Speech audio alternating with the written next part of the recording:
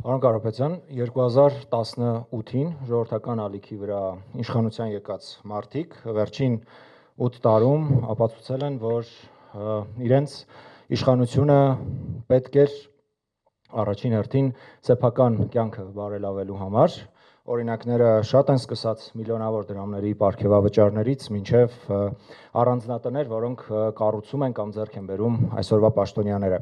Դուք ինչպես եք պատրաստվում համոզել մեր ժողովրդին, որ ձեզ իշխանությունը պետք է ոչ թե սեփական թիմը հարստացնելու համար, այլ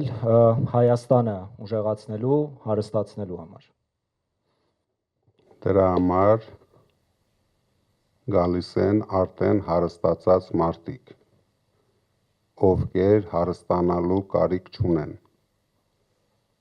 Մենք հարստացնելու ենք հայ ժողովրդին, ի տարբերություն ներկա իշխանություններին, ովքեր բյուջեն լցնում են սեփական գրպանները։